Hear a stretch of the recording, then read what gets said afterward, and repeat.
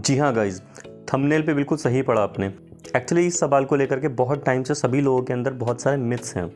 कुछ लोगों का मानना है कि पानी को बैठकर पीना चाहिए और यहीं पे कुछ लोगों का मानना है कि पानी को खड़े होकर पीने से भी कुछ नहीं होता है। आप दोनों में से किस कैटेगरी में आते हैं डजंट मैटर, लेकिन मैं इस चीज़ की गारंटी देता हूँ, अगर आपने इस वीडियो को एंड तक देख लिया तो ये सवाल का जवाब आपको हमेशा हमेशा के लिए मिल जाएगा कि इन दोनों बातों में से सच क्या है, पानी बैठकर पिए या खड़े होके। तो गाइज बहुत ही ज़्यादा वैल्यूएबल कंटेंट है, इसलिए वीडियो को बिल्कुल भी बीच में स्किप मत करना, वीडियो को एंड तक देखना। देखो होता क्या है, जैसे ही कोई इंसान खड़े होकर पानी पीता है तो सबसे पहली चीज़ उसकी बॉडी में क्या होती है, उसका डाइजेस्टिव सिस्टम डिस्टर्ब हो जाता है। अब आप कहेंगे कि ये कैसे पॉसिबल है। डोंट वरी, मैं आपको ऐसा आंसर दूंगा जो मेडिकल साइंस से प्रूफ हो चुका है। देखो, जैसे ही हम सीधे खड़े रह के पानी पियेंगे तो वाटर का प्रेशर थोड़ा हाई हो जाता है एज़ कम्पेयर टू बैठ करके पानी पीने से। और जब ज़्यादा हाई प्रेशर की वजह से पानी सीधा हमारे फूड कैनाल में होता हुआ हमारे लोअर स्टमक तक चला जाता है, जो कि नहीं जाना चाहिए। अब लोअर स्टमक में डायरेक्टली पानी जाने से होता क्या है, ऐसा होने से सबसे पहले तो ये होता है कि हमारी बॉडी की जो पूरी नसें हैं वो बहुत ज़्यादा तनावग्रस्त रहती हैं। दूसरी चीज़, बॉडी का जो तरल पदार्थ उसका पूरा का पूरा सिस्टम बिगड़ जाता है, जिससे बॉडी में टॉक्सिन लेवल बढ़ता है, यानी कि गंदगी का लेवल बहुत ज़्यादा हाई हो जाता है धीरे धीरे, और इससे आपका अपच भी खराब होता है। तो इससे सबसे पहली चीज़ तो आपको ये पता चली कि खड़े होकर पानी पीने से हमारा डाइजेस्टिव सिस्टम डिस्टर्ब होता है। चलिए अब बात करते हैं पॉइंट नंबर 2 की। सेकंड चीज़ आपको खड़े होकर पानी पीने से देखने में क्या मिलेगी, जब भी कोई इंसान इस हैबिट को, जैसा मैंने पहले बताया, रेगुलरली बहुत लंबे समय तक फॉलो करता है, उस इंसान के अंदर आर्थराइटिस भी ट्रिगर हो सकती है उसकी। बहुत लंबे टाइम से आप सभी लोगों ने इस बात को सुना होगा कि खड़े होकर पानी पीने से पानी सीधा घुटनों में जाता है, हमारे घुटने खराब हो जाते हैं। तो ऊपर ऊपर तो इस तरह की बातें हमने बहुत सारी सुनी हैं, बट साइंटिफिकली प्रैक्टिकल बिल्कुल ये चीज़ कैसे होती है वो मैं आपको बता रहा हूँ। अर्थराइटिस की प्रॉब्लम खड़े होकर पानी पीने से आकर कैसे हो सकती है। तो जब कोई पर्सन खड़े होकर पानी पीता है तो तरल पदार्थ जो होते हैं बॉडी के अंदर धीरे धीरे वो घुटनों में जमा होना स्टार्ट हो जाते हैं, और इस वजह से उस इंसान को लंबे टाइम के बाद में अर्थराइटिस भी हो सकती है। कुछ लोग यहाँ पे ये बोल सकते हैं कि कैसी बकवास कर रहा हूँ मैंने ऐसे लोगों की वीडियोस भी यूट्यूब पे ऑलरेडी देखी हैं। उन सबका ये कहना है, और आपके माइंड में भी सवाल आ रहा होगा कि कभी भी कोई इंसान अगर खड़े होकर पानी पिएगा तो बॉडी के अंदर कोई सीधा पाइप थोड़ी ना लगा है कि जैसे हमने पानी पिया वो पानी पाइप के थ्रू होता हुआ सीधा हमारे घुटनों में पहुंच गया। तो इसका आंसर मैं आपको एक एग्जांपल के साथ समझा सकता हूँ।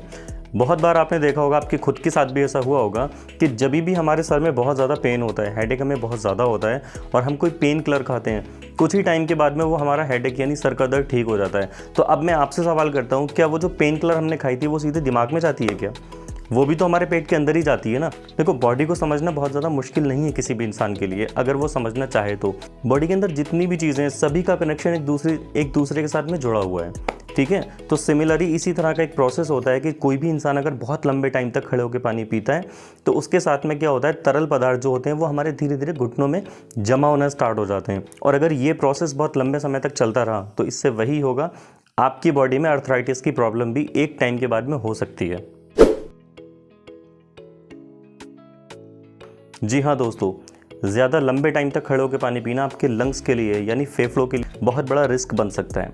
और ये चीज़ कैसे हो सकती है वो भी मैं आपको बता रहा हूँ। देखो, जब भी कोई खड़े होकर पानी पीता है तो उस पानी के अंदर जो न्यूट्रिशंस होते हैं वो हमारे लिवर और डाइजेस्टिव सिस्टम तक नहीं पहुँचते। अब यहाँ पे सवाल उठता है कि पानी के अंदर कौन से न्यूट्रिशंस होते हैं। पहली बात तो आप खुद भी इसको गूगल कर सकते हैं। दूसरी चीज़ मैं आपको बता दूँ, आपने बहुत बार सुना होगा पानी के अंदर बहुत सारे मिनरल्स होते हैं। तो ये मिनरल्स जो होते हैं ये हमारे लिवर और हमारे डाइजेस्टिव सिस्टम तक नहीं पहुँचते हैं, और जब पानी की न्यूट्रिशन वैल्यू हमारे लिवर तक नहीं पहुंचती है तो उसका सिस्टम बहुत ज़्यादा डिस्टर्ब हो जाता है। ये प्रोसेस अगर बहुत लंबे समय तक रेगुलर होता रहा बॉडी के अंदर तो एक टाइम ऐसा आएगा कि आपके लंग्स और आपके हार्ट की फंक्शनिंग डिस्टर्ब हो जाएगी। तो फंक्शनिंग डिस्टर्ब होने से उन ऑर्गन पे भी बहुत बड़ा असर पड़ता है। जी हाँ दोस्तों, रेगुलरली खड़े होकर पानी पीने से इसका असर हमारी किडनी पे भी हो सकता है। कई सारी रिसर्च में ये पाया गया है कि इंसान जब बैठा होता है तो उसकी जो किडनियाँ होती हैं वो बहुत अच्छे से वर्क कर पाती हैं, मतलब जो एक फिल्ट्रेशन प्रोसेस होता है उस चीज़ को वो बहुत अच्छे से कर पाती हैं। दूसरी तरफ खड़े होकर पानी पीने से जो तरल पदार्थ होते हैं वो ज़्यादा प्रेशर की वजह से, ज़्यादा दबाव की वजह से बिना फिल्ट्रेशन के ही हमारे लोअर स्टमक में चले जाते हैं। अब इससे होता ये है कि जो पानी हमने पिया है उसके अंदर जितना भी टॉक्सिन है यानी गंदगी है वो सीधा हमारे ब्लैडर के अंदर चली जाती है। उस टॉक्सिन के ब्लैडर के अंदर जाने से डिस्टर्ब होती है हमारी किडनी की फंक्शनिंग।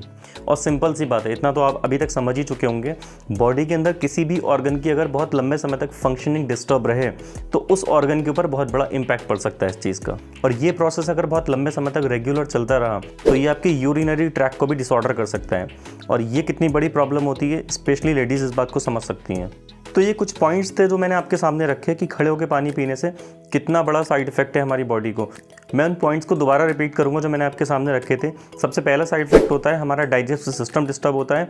और ये चीज़ कोई हल्के में बिल्कुल भी मत लेना, क्योंकि आपने बहुत लंबे समय से अपने पुराने बुजुर्गों से भी सुना होगा कि मैक्सिमम जो डिसीज़ होती हैं, जो बीमारियाँ होती हैं, वो पेट से होती हैं। अब सिंपल सी चीज़ है, अगर आपका डाइजेस्टिव सिस्टम ही डिस्टर्ब हो गया तो समझ सकते हैं धीरे धीरे आपको बड़ी बीमारियाँ भी हो सकती हैं। तो सिंपल सी चीज़ है, खड़े होकर पानी पीने से हमें कोई कैंसर नहीं हो रहा है, लेकिन अगर डाइजेशन खराब हो गया तो कोई भी बीमारी हो सकती है। तो इस हैबिट से दूसरा साइड इफेक्ट ये होता है कि आपको आर्थराइटिस की दिक्कत भी हो सकती है। तीसरा साइड इफेक्ट ये होता है आपके लंग्स यानी फेफड़े भी एक लंबे समय के बाद ख़राब हो सकते हैं।